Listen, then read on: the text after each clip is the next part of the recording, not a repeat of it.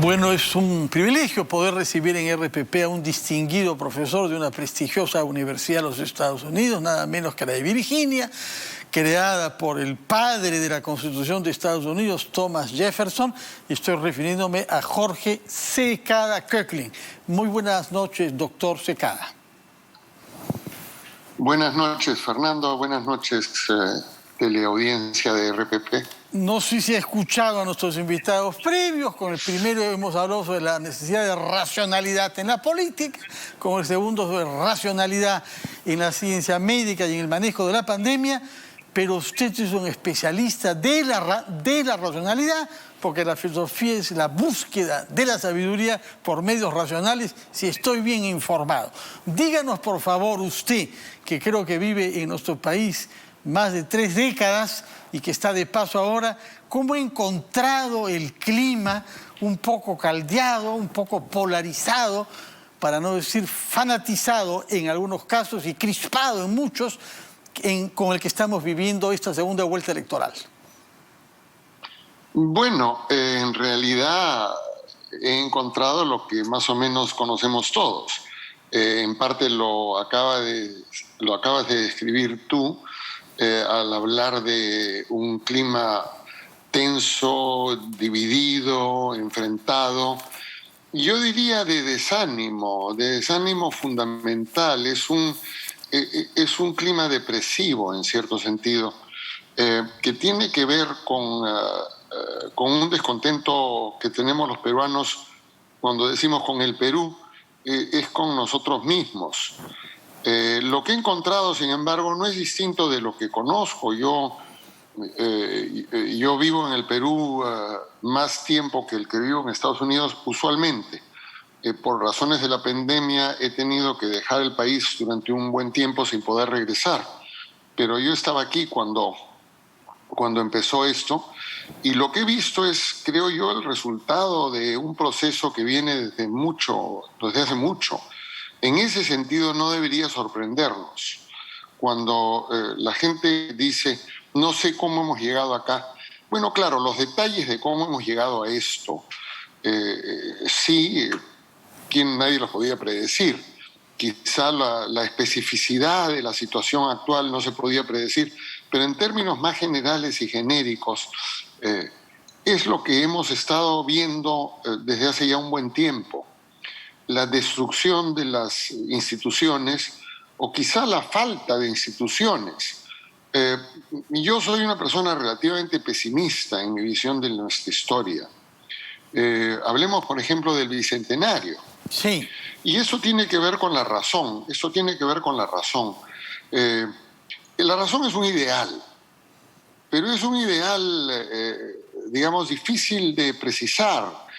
Cuando hablamos de disciplinas específicas, hablamos en medicina, en matemáticas, se puede entender claramente qué cosa es lo que uno debe hacer, qué cosa es lo correcto, qué cosa es lo que indica la experiencia o la sensatez o la razón. Pero cuando hablamos en términos más genéricos de la vida, digamos de la acción política, lo racional es menos claro, porque lo que nosotros los seres humanos creemos debiera ser algo que dicta la realidad, la verdad y la razón, pero no lo es y lo sabemos. Muchas veces creemos porque queremos. Y ahí entra el término el asunto del Bicentenario. Estamos celebrando el Bicentenario de nuestra independencia.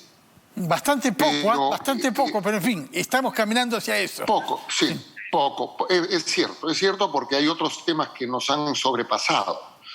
Pero yo quisiera resaltar que es el bicentenario también de otras cosas, cosas que no son necesariamente positivas. Por ejemplo, es el bicentenario del desmembramiento del Perú. Hace 200 años se crearon 3 repúblicas donde antes había una unidad.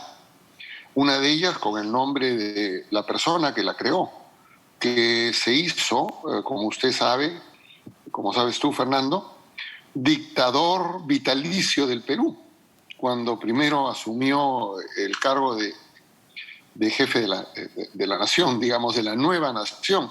Entonces, incluso en nuestros orígenes, republicanos tenemos un alma escindida, una identidad escindida. El peruano tiene dentro de sí, creo yo, y no interesa la clase social, no interesa la riqueza o la pobreza, el peruano tiene un descontento básico con su ser, con su realidad. Y eso se traduce, creo yo, en que en el espacio público, anónimo, en las relaciones impersonales, no tenemos en realidad instituciones, es decir, guías que vayan más allá del interés o el apetito personal inmediato. Eso es lo que es una institución. La institución es una cosa muy abstracta. Cuando yo soy padre de familia, estoy sometido a una institución, la institución de la paternidad. Eso soy yo. Y trasciende mi individualidad al punto en que me sacrificaré por mi hijo y moriré por él. Y eso es algo que me sale natural, porque eso es lo que yo soy. Los peruanos no tenemos una institución que nos motive así en cuanto a peruanos anónimos. Es ahí donde empezamos a ver los problemas que nos generamos nosotros, ¿no? Yo a veces, Fernando, hago el ejercicio de recordar cosas que en mi vida he visto yo que no debiéramos tolerar ni una de ellas. Por ejemplo, ¿cuáles son esas cosas? La primera, yo en mi infancia crecí oyendo hablar, porque era muy niño cuando pasó esto, oyendo hablar del monstruo de Armendáriz. Y luego vengo fusilado. A descubrir ya mayor, sí. Claro, fusilado por además un crimen salvaje. Sí, pedofilia, pedofilia, sí. Claro, pedofilia, además asesinato de un infante. Hay evidencia ya muy grande, y la ha habido desde hace un tiempo, de que esto era una construcción falsa. Este señor no mató a ese niño murió atropellado, y se inventó esto como una especie de psicosocial. Tanto así que el pobre hombre, el negro Torpedo, no recuerdo su nombre exacto, en un momento del juicio, este malandrín pierde los papeles y dice: no soy un monstruo, yo soy inocente. En otro momento, en una entrevista, dijo también: mire, no soy una buena persona, yo soy un ladrón, pero yo no soy un monstruo. Y sin embargo, el Estado toleró asesinarlo, y además asesinarlo en esas condiciones. Y los peruanos, un poco como que venimos a descubrir después que, en fin, esto pasó y lo toleramos. No nos conmueve al punto de decir: no puede ser, debemos asegurarnos que esto no pase nunca más. Bueno, ya no hay pena de muerte, no solamente, por pronto, ¿no? Por eso se abolió, claro, en parte por eso se abolió la pena de muerte, por los errores. Ojalá, por los errores que podían haber, ojalá, porque sí pasan otras cosas. Yo escuché hace poco a un ministro del Interior decir que lo habían engañado cuando sucedió un asunto en una discoteca, y a mí me hubiera gustado preguntarle a ese señor si él podía garantizarme que en ese barrio, ni siquiera en el distrito, sino en ese barrio, ya no había más discotecas clandestinas funcionando de esa manera, porque seguramente no podría. Yo le pregunto a usted, que la teleaudiencia se haga la pregunta. Yo estoy seguro que en este momento no hay en el Perú contenedores cerrados con 2 adolescentes dentro que podrían morir asados. Eso es algo monstruoso que ha sucedido hace poco. Señor Secada, disculpe que nos interrumpe, porque el tiempo gana. Yo quisiera que nos hable sobre un tema sobre el que tengo entendido que ha trabajado usted en la universidad en la que enseña, y ha tenido algunas publicaciones, porque yo conozco su libro sobre Descartes y sobre el siglo XVII, pero se ha orientado después al estudio de la espiritualidad de esa época y ha caído desde Descartes en Santa Rosa de Lima. Explíquenme, por favor, qué vínculo hay entre René Descartes, el padre de la modernidad, y Santa Rosa, pero breve, porque el tiempo es muy hostil contra la filosofía. Mire, entiendo, me he expandido mucho. Lo que quería remarcar nada más es que el problema que tenemos los peruanos es esta falta de identidad, esta falta de institucionalidad, y lo dejo ahí. Mire, lo de Descartes y Santa Rosa es una cosa interesante, porque las meditaciones metafísicas de Descartes, yo creo que se malentienden de manera radical. Esas son meditaciones que buscan llegar a la contemplación de Dios. Esto es algo explícito. A la mitad de las meditaciones dice el meditador, pone en boca del meditador Descartes: quiero detenerme aquí en la contemplación de Dios mismo. Entonces, el tema ese es un tema que se ha soslayado, que se ha dejado de lado.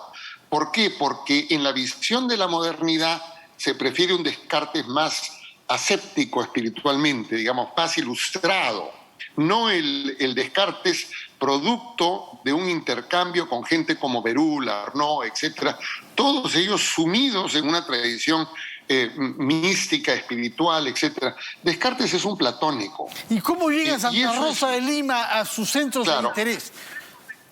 Porque Santa Rosa de Lima encarna la espiritualidad de Santa Teresa, de San Juan de la Cruz, la espiritualidad cristiana tradicional, contra la cual Descartes va a proponer un ascenso a Dios puramente intelectual, un ascenso platónico, que no es platónico en el sentido de Platón. Platón no creía eso. Descartes intelectualiza, racionaliza a Platón y cree que con la mera razón, como le dice a la reina Cristina, por medios puramente intelectuales y racionales, podemos llegar al amor pasional y transformativo de Dios. Entonces, es, digamos, el meditador de Descartes, como pongo en un artículo que he publicado en la revista Alpanchis, el meditador de Descartes y Santa Rosa de Lima están en el mismo terreno de juego, pero en lados opuestos de la cancha. Uno es un intelectualista y Santa Rosa no. Santa Rosa sabe que el amor no se consigue por medios puramente intelectuales.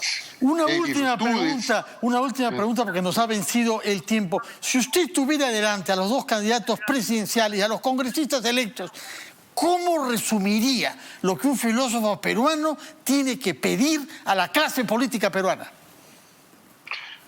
Yo creo que lamentablemente, como gran parte de los peruanos, yo sé que las opciones que tenemos ahora no son las opciones que quisiéramos tener ni que debiéramos tener. Yo les pediría a ambos algo que creo que no tienen, que es humildad.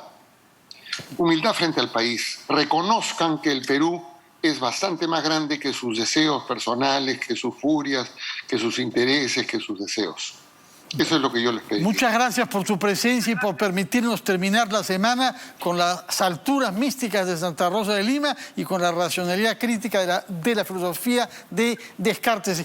Y recuerdo antes de concluir que mañana a las 9 de la mañana estará el presidente de la República, Francisco Sagasti, aquí en RPP, y que será objeto de una entrevista en Enfoque de los Sábados. El profesor Secada está invitado naturalmente, como todos ustedes, para ver qué nos dirá el presidente, sin duda en relación a los 6 meses que se han cumplido de su gestión como jefe de Estado. Gracias por su sintonía, que tengan todos un feliz fin de semana y nos vemos nosotros el lunes a las 7 de la noche para la nueva versión de las 5 de las 7.